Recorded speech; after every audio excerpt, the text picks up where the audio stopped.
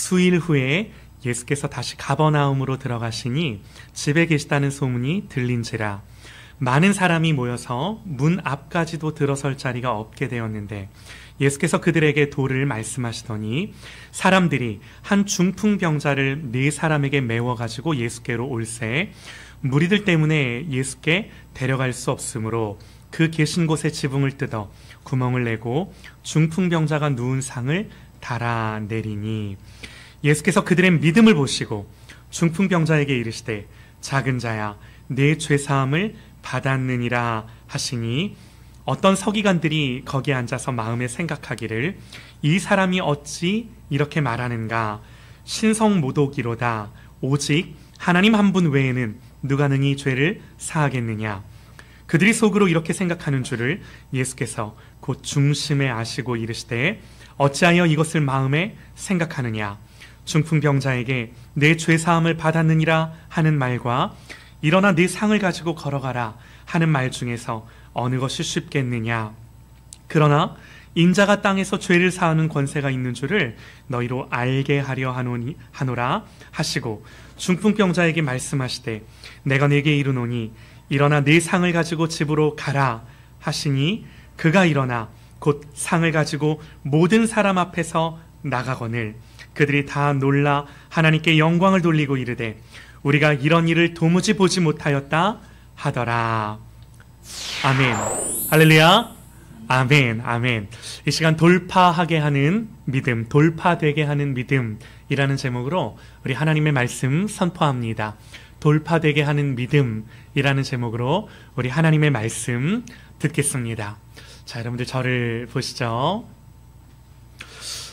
여러분 성경은 믿음에 대해 정의하기를 여러분들 알고 계실 거예요. 믿음은 바라는 것들의 실상이요 보이지 않는 것들의 증거니 선진들이 이로써 증거를 얻었느니라.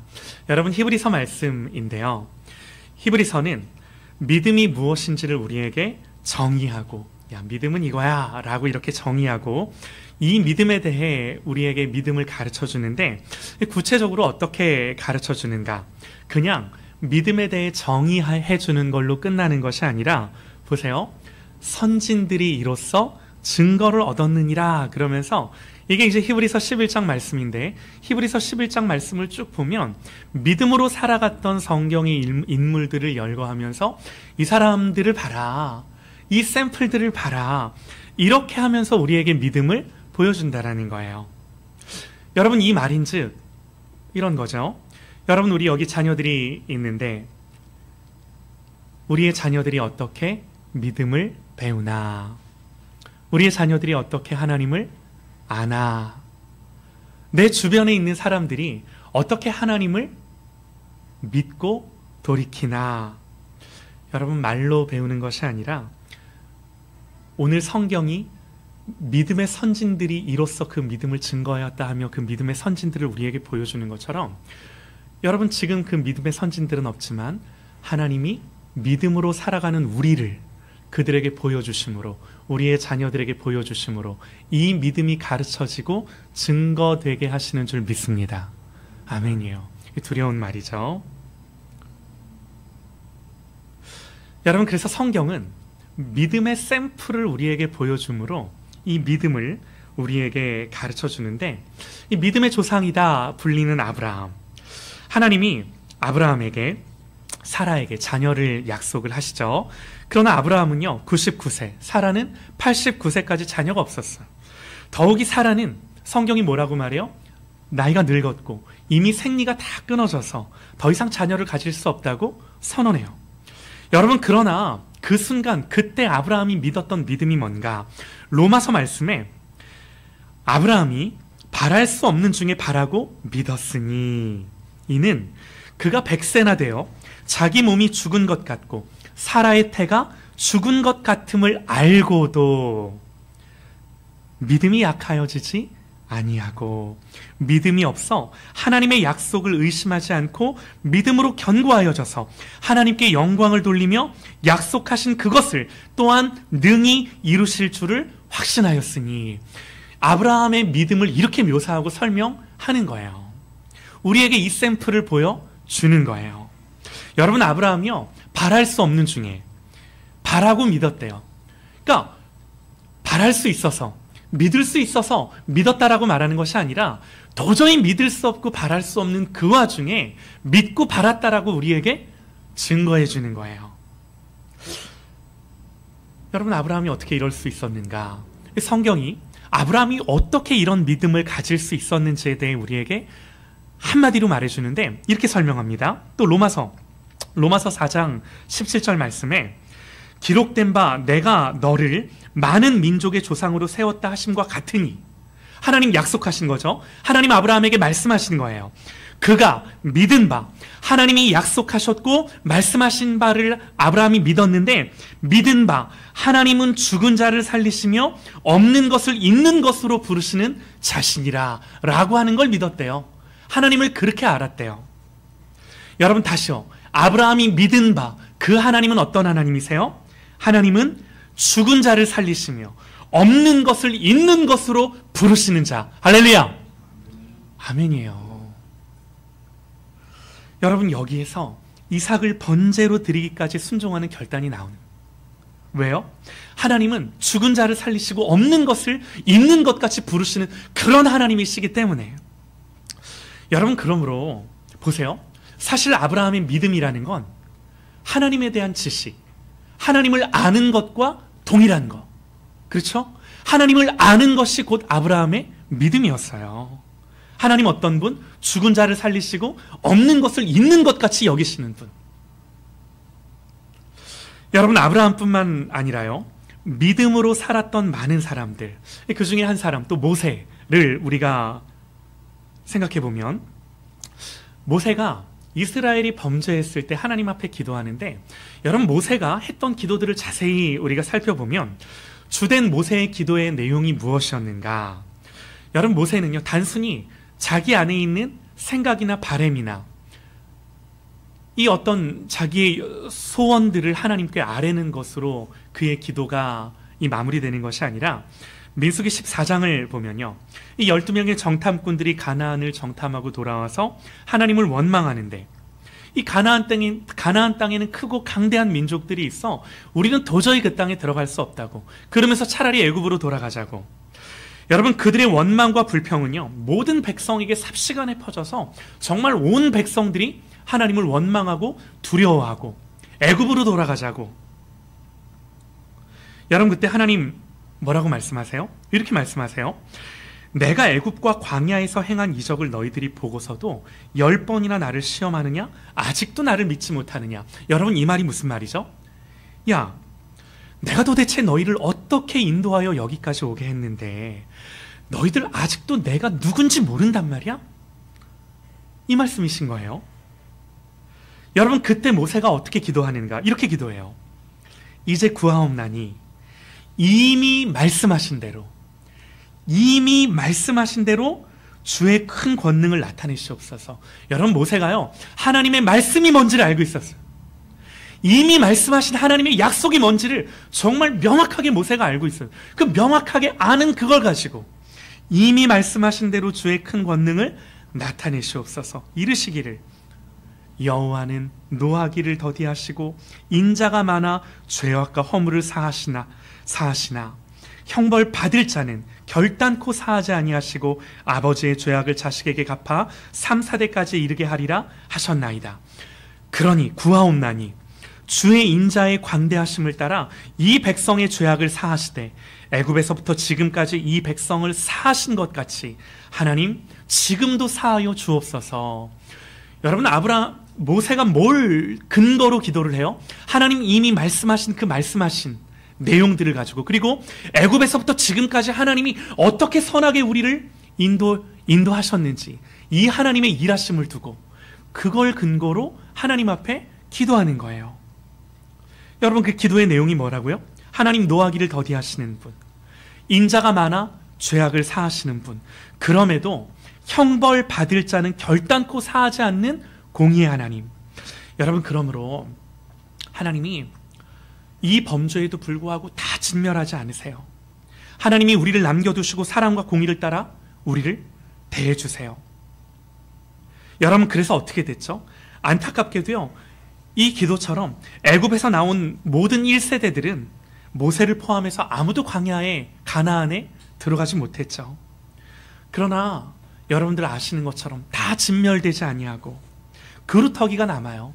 그 자녀들이 남아요. 자녀의 세대가 남아 결국에는 하나님 여호수아를 통해 이 모든 하나님의 약속들을 신실하게 그 백성 그 가운데 이루시고 성취하시고, 여러분 이처럼 하나님을 아는 것으로 기도하는 것이 또한 믿음인 줄 믿습니다. 아멘이에요. 여러분 하나만 더 예를 들어볼까요? 우리 예수님이 말씀하세요. 뭐라고 말씀하시냐면 나는 선한 목자라. 나는 내 양을 알고 양도 나를 아는 것이, 이 예수님 말씀이세요. 예수님이 우리와의 관계를 선한 목자라고 말씀을 하시면서 내가 양을 아는데 중요한 거, 양도 나를 안대요. 할렐루야. 여러분 이게 그리스도인이에요. 근데 더 놀라운 건 뭔지 아세요? 나는 선한 목자라 나는 양을 알고 양도 나를 아는 것이 아버지께서 나를 알고 내가 아버지를 아는 것 같으니. 여러분 이게요, 예수님이 우리를 알고 우리도 예수님을 아는 것. 여러분 이거를, 얘들아 이게 신앙이야, 이렇게 가르쳐 주시는 거예요. 얘들아 이게 우리가 신앙생활 한다라는 거야. 니들이 나를 알고 나도 니들을 알고. 여러분 얼마나 감사한지 몰라요. 근데 이게 하나님이 나를 알고 예수님이 하나님을 아는 것 같이 그런데요. 여러분 하나님이 우리를 주님과 이런 깊이 있는 관계로 인도해 가시는 줄 믿습니다. 아멘이에요. 여러분 주님은 당신 자신을 뭐라고 소개하는가? 나는 선한 목자라 이렇게 소개하면서 나는 양을 위하여 목숨을 버리노라 그래요. 여러분 양을 지키는 목자가 사나운 짐승들로부터 이 자기 양들을 보호하고 지키고, 또 양 한 마리를 잃어버렸을진데 99마리를 놔두고 이 한 마리를 찾기까지 쉬지 못하고 산으로 들로 헤매는 분. 목자는 자기 양을 지키기 위해, 자기 양들을 먹이기 위해, 쉴만한 물가와 푸른 초장으로 인도하기 위해 자기 목숨까지 버리는 분이라고. 사랑하는 여러분, 여쭤볼게요. 여러분 이게 성경의 말씀이라고 한다면, 우리 주님이 이런 분이라고 한다면, 여러분 우리에게 있어서 가장 중요한 게 뭐예요?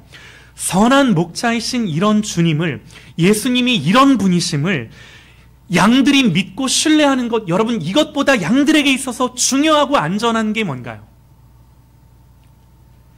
여러분 양들에게 있어서 중요한 건요, 자기가 분주하게 스스로 먹이를 찾아 이리저리 헤매는 게 아니죠. 늑대와 이리들로부터 나를 보호하기 위해 내가 발톱을 기르고 내가 이빨을 기르는 게 양들이 할 일이 아니라 나를 목숨 바쳐 지켜주시는 그 주님이 누구신지를 알고 신뢰하고 따르고. 여러분 이게 양들에게 있어서 이거보다 중요한 게 뭐겠냐는, 아무것도 없어요. 내가 손톱을 기르고 내가 발톱을 길러 내가 이빨을 길러 대적하고 싸우고 하는 게 그게 중요하겠습니까? 아니죠. 이 목자가 누군지를 알고 이 목자를 신뢰하며 따르는 것. 여러분 그래서 보세요. 믿음은 하나님 될 줄로 믿습니다, 이게 믿음이 아니라, 성경이 말하는 믿음은 하나님이 누구시구나, 하나님이 누구시구나 하는 것들을 알므로 이 하나님의 평강과 하나님의 샬롬과 하나님이 주시는 담대함과 확신과 확증이 내 심령과 내 안에 부어지는 것. 여러분 이게 믿음인 줄 믿습니다. 할렐루야. 아멘이에요. 아멘이에요. 여러분 오늘 말씀을 보면요, 제가 앞에서는 정말 유명한 사람들을 다 언급을 했는데, 오늘 우리가 읽은 본문을 보니까 오늘 본문에는 이름 없는 믿음의 사람들이 나와요. 여러분 이 사람들이 중풍병자, 몸이 마비돼서 사지가 움직일 수 없는 사람을 주님께 데리고 오는데, 막상 와보니까 사람들이 어찌나 많은지 도저히 예수님 계신 그곳까지 이 병자를 메고 들어갈 수조차 없는 거예요. 여러분 그래서 이들이 어떻게 해요? 지붕을 뜯어요. 여러분 이게 상식적인가요?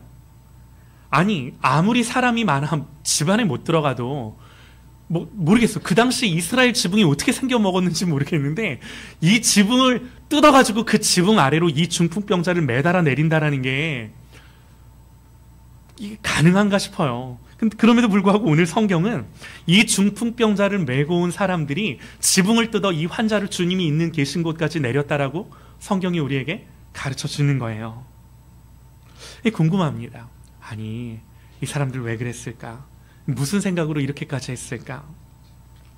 여러분, 성경이 어렴풋하게나마 그 답을 우리에게 주는데 오늘 1절 말씀을 보면요, 이렇게 기록합니다. 1절 말씀에 수일 후에 예수께서 다시 가버나움에 들어가시니 그래요. 여러분, 그러니까 이 중풍병자를 고치신 이 곳이 어디냐면 가버나움이라는 곳인데 말씀을 보니까 수일 후에 주님이 다시 가버나움에 가셨다. 여러분, 이 말은 수일 전에 예수님이 이 가버나움이라는 곳을 뭐 하신 거예요? 이미 지나가신 거예요. 예수님 며칠 전에 벌써 다녀가신 곳이라는 거예요.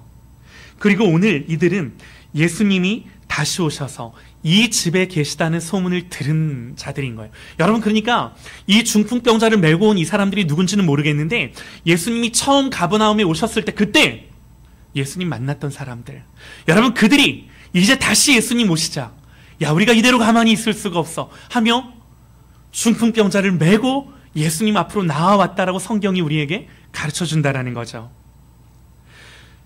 이래서 오늘 이 소동을 벌인 거예요. 여러분, 예수님이 가버나움에 첫 번째로 오셨을 때 무슨 일이 있었는가? 오늘 우리가 마가복음 2장을 읽었는데 마가복음 1장으로 넘어가 보면요, 예수님이 처음 제자들을 부르시고 그 제자들과 함께 맨 처음 가셨던 곳이 가버나움이라는 곳이었어요. 여러분, 그때 무슨 일이 있었냐면 예수님 그때 회당에 들어가시는데 말씀에 이렇게 기록을 합니다. 그들이 가버나움에 들어가시니라. 예수께서 곧 안식일에 회당에 들어가 가르치심에 무사람이 그의 교훈에 놀라니 이는 그가 가르치시는 것이 권위 있는 자와 같고 서기관들과 같지 아니함일러라. 마침 그들의 회당에 더러운 귀신 들린 사람이 있어 소리질러 이르되 나사렛 예수여, 우리가 당신과 무슨 상관이 있나이까? 우리를 멸하러 왔나이까? 나는 당신이 누구인 줄 아노니 하나님의 거룩한 자니이다. 예수께서 꾸짖어 이르시되 잠잠하고 그 사람에게서 나오라 하시니 더러운 귀신이 그 사람에게 경련을 일으키고 큰 소리를 지르며 나오는지라. 다 놀라 서로 물어 이르되 이는 어찌 됨이냐? 권위 있는 새 교훈이로다. 더러운 귀신들에게 명한즉 순종하는도다 하더라. 예수의 소문이 온 갈릴리 사방에 퍼지더라. 여러분, 이게 첫 번째 가버나움에서 있었던 사건이고 수일 후에 다시 예수님이 오늘 가버나움에 오신 거예요. 여러분, 이때 알았어요. 아, 예수님 권세 있으시구나. 예수님 권세 있으시구나. 예수님 권세 있으시구나. 할렐루야. 이들이 이거 알았어요. 귀신들도 그 말씀에 떨며 복종하며 떠나는구나. 여러분, 이들이 주님이 오셨을 때 이거 보고 이거 들었어요. 주님이 누구신지 분명히 듣고 보고 알았어요. 여러분, 그럼 뭐 해야 돼요? 중풍병자 메고 와야죠. 중풍병자 메고 왔는데 못 들어가? 여러분, 그럼 뭐 해야 돼요? 지붕 뜯어야죠. 여러분, 성경은 이걸 믿음이다 그래요. 믿음이다. 사랑하는 여러분, 여기에 돌파가 있는 줄 믿습니다. 여기에 하나님의 구체적인 뜻과 계획하심이 우리에게 이루는 통로인 줄 믿습니다. 아멘이에요. 여러분, 이 중풍병자를 메고 온 사람들이 친구들이었을까요? 가족이었을까요? 분명한 건요, 이 아픈 사람을 사랑했고 사랑했기 때문에 절박함이 있었고 간절함이 있었어요.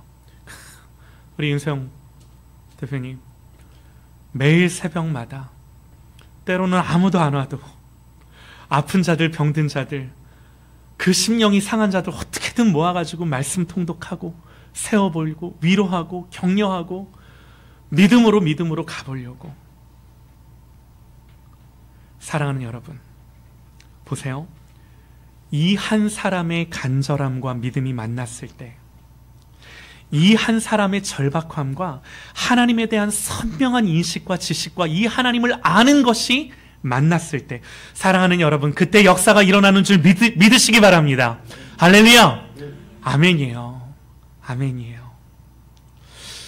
여러분, 우리 하나님은요, 이 믿음을 부끄럽게 하지 않으세요. 여러분, 주님의 옷자락을 만진 여인을 아실 겁니다. 12해를 12년, 12해를 혈루증으로 고통받다가 예수님이 지나가신다는 소문을 듣고, 이 여인 그동안 한 번도 예수님 만나본 적 없는데 그 소문 때문에 내가 어떻게든 예수님께 나아가 그 옷자락에라도 손을 대야겠다.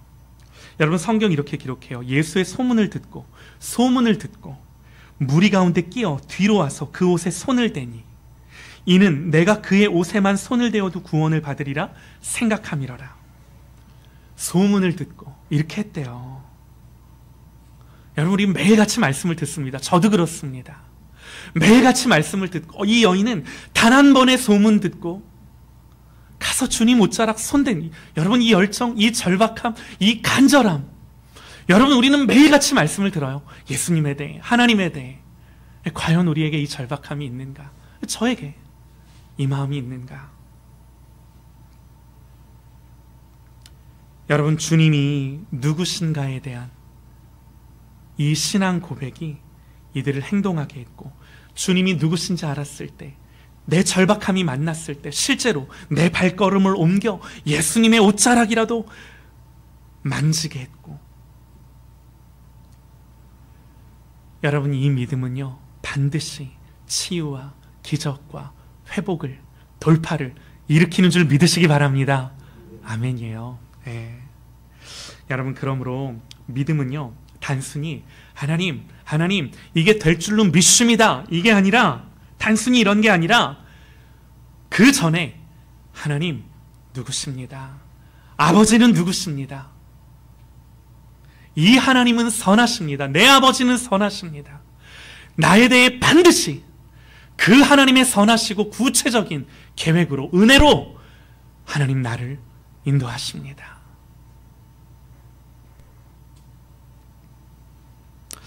여러분, 이렇게 병든 자를 메고 왔을 때 주님은 그저 그의 육체를 치유하는 데서 멈추신 것이 아니라, 여러분, 이들이 지붕을 뚫고 이 중풍병자를 달아내렸을 때 예수님 뭐라고 말씀하시죠? 5절입니다.